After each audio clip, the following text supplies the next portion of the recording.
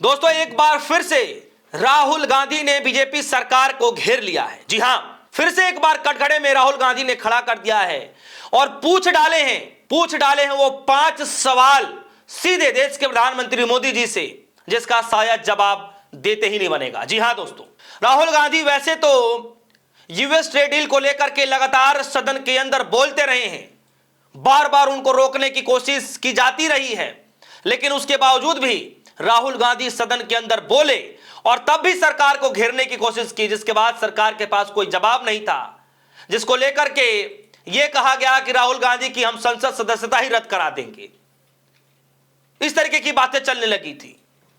राहुल गांधी ठीक एक दिन के बाद जब भाषण देते हैं, अगले ही दिन पार्लियामेंट हाउस के अंदर किसानों से मुलाकात करते हैं। उसके बाद फिर सरकार के कुछ सांसद मंत्री ये कहते हैं कि दरअसल ये किसान नहीं है, ये तो कांग्रेस पार्टी के नेता हैं, कांग्रेस पार्टी के कार्यकर्ता हैं, ये कोई किसान नहीं है। उसके बाद फिर राहुल गांधी जी ने ट्वीट करते हुए सरकार को घेरा। उसके बाद फिर यूएस ट्रेड डील को लेकर के एक वीडियो जारी किया और अब राहुल गांधी ने देश के प्रधानमंत्री मोदी जी से पांच सिंपल सवाल पूछ करके पूरी सरकार को ही कटघरे में खड़ा कर दिया है। जी हां, क्या सच में लगता है कि राहुल गांधी वोट चोरी के मसले के बाद यूएस ट्रेड डील के मसले को लेकर जिस बेबाकी अंदाज में सवाल पूछने की कोशिश कर रहे हैं, क्या सच में इस बार सरकार जवाब दे पाएगी? वैसे वोट चोरी के मसले को लेकर कोई स्पष्ट जवाब नहीं आ पाया। चुनाव आयोग से सवाल पूछा जाता रहा, लेकिन जवाब चुनाव आयोग से स्पष्ट नहीं आया, बल्कि बीजेपी की तरफ से दिया गया सफाई। लेकिन अब यूएस ट्रेड डील पर राहुल गांधी ने 5 सवाल देश के प्रधानमंत्री मोदी से पूछ लिए हैं। क्या सच में लगता है कि प्रधानमंत्री मोदी जी इसका जवाब दे पाएंगे? खैर, जवाब तो बड़ी दूर की बात है। कहा यह भी जाता है कि भैया जब से प्रधानमंत्री के पद पर बैठे हैं, गद्दी पर बैठे हैं, सीट पर बैठे हैं, आज तक एक भी सामूहिक प्रेस वार्ता तक नहीं हो पाया है कि मीडिया के सामने जाएं और एक चीज की सवालों के जो है जवाब दे दें। अभी तक नहीं। सिर्फ उन्हीं लोगों के पास गया है कि भाई आम काट के खाते हैं कि चूस के खाते हैं, कैसे खाते हैं, आप टॉनिक कौन सा लेते हैं, ये सवाल पूछने वालों के पास। खैर, राहुल गांधी ने 5 सवाल पूछ दिए दोस्तों यूएस ट्रेड डील को लेकर के, और वो सवाल इतने गंभीर हैं और बड़े सिंपल से सवाल हैं जो राहुल गांधी चाहते हैं कि इस पर देश के प्रधानमंत्री मोदी जी जवाब दे दें। भाई शेडो प्रधानमंत्री कहे जाते हैं, शेडो पीएम कहे जाते हैं राहुल गांधी, एलओपी है लोकसभा के अंदर, तो टक्कर का मुकाबला होना चाहिए। तो राहुल गांधी ने सीधे किसी और कृषि मंत्री से और तमाम लोगों से सवाल न पूछने के बजाय सीधे जब ट्रेड डील का मसला है तो सीधे देश के प्रधानमंत्री मोदी से सवाल पूछा। और सवाल क्या है? सवाल एक एक गंभीरता से सुनिएगा, और जो 5वां सवाल है वो सवाल जो शायद ही कभी जवाब दिया जाए बीजेपी की तरफ से। मैं सवाल पढ़ना शुरू करता हूं। राहुल गांधी का ट्वीट है और कह रहे हैं, यूएस ट्रेड डील के नाम पर हम भारत के किसानों के साथ विश्वास करते हुए देख रहे हैं। मैं प्रधानमंत्री से कुछ आसान सवाल पूछना चाहता हूं। पहला सवाल, डीडीजी इंपोर्ट यानी कि डिस्टिलर्ड ड्राइड ग्रेन, उसका इंपोर्ट करने का वास्तव में क्या मतलब है? क्या इसका मतलब यह है कि भारतीय मवेशियों को जीएम यानी जनरली मॉडिफाइड अमेरिका मक्का से बने डिस्टिल्ड ग्रेनर को खिलाए जाएंगे? क्या इससे हमारे दूध उत्पाद प्रभावी रूप से अमेरिका कृषि उद्योग पर निर्भर नहीं हो जाएंगे? यह पहला सवाल है कि जो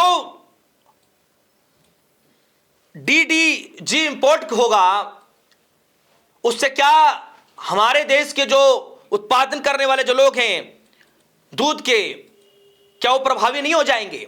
दूसरा सवाल, अगर हम जीएम सोया तेल के आयात की अनुमति देते हैं तो मध्य प्रदेश, महाराष्ट्र, राजस्थान और देश भर के हमारे सोया किसानों का क्या होगा?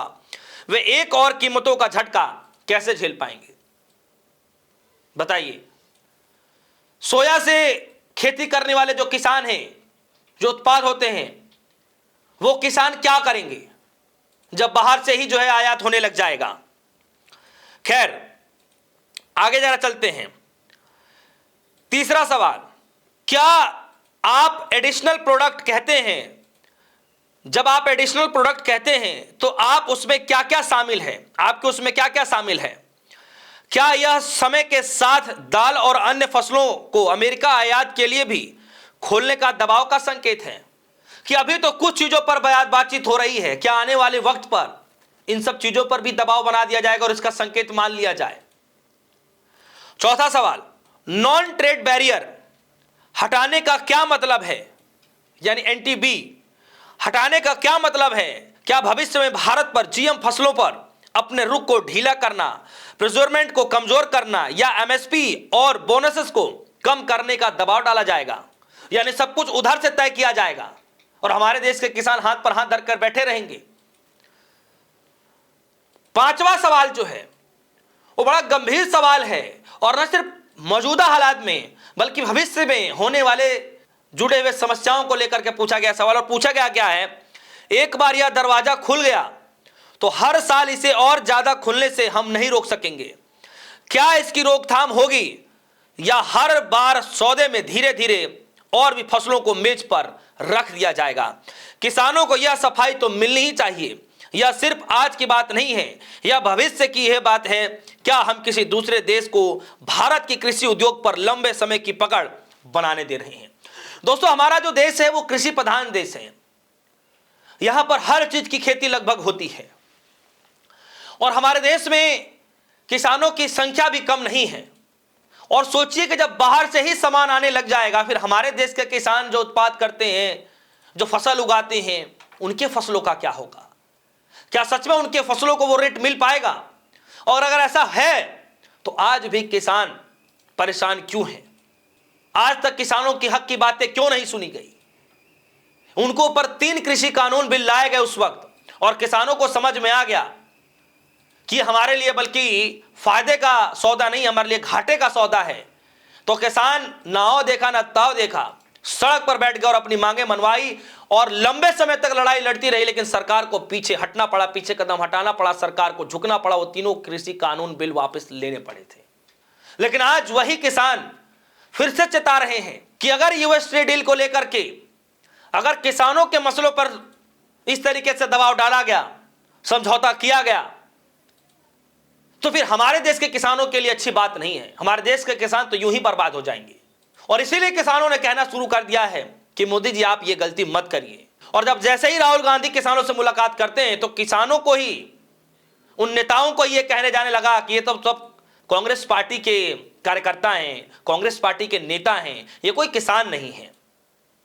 मतलब किसानों को किसान होने का प्रमाण देना पड़ेगा। देश में बैठे हुए शंकराचार्य को शंकराचार्य होने का प्रमाण देना पड़ेगा। देश के नागरिकों को देश में रहने के लिए भी, नागरिकता साबित करने के लिए भी अब प्रमाण साबित करना पड़ेगा। मतलब जो प्रक्रिया चल रही है, सोचिए। तो ये हाल हो गया है दोस्तों। इसीलिए राहुल गांधी ने वो 5 सवाल पूछ डाले हैं, वो भी देश के प्रधानमंत्री मोदी जी से। सवाल यह है कि क्या सच में देश के प्रधानमंत्री मोदी जी, जो राहुल गांधी कह रहे हैं कि 5 आसान सवाल हैं, आप हमें मत दीजिए जवाब, किसानों को दे दीजिए जवाब, क्या सच में देश के प्रधानमंत्री मोदी जी राहुल गांधी के पूछे गए 5 आसान से सवाल का जवाब क्या सच में दे पाएंगे? क्या सच में किसानों के जो मन के अंदर जो असमंजस बढ़ता जा रहा है, क्या सच में उनके असमंजस को शांत भी कर पाएंगे? उनके मन के अंदर उठे कई सारे सवालों को, उठ रहे क्वेश्चन मार्क को क्या प्रधानमंत्री मोदी जी शांत कर पाएंगे?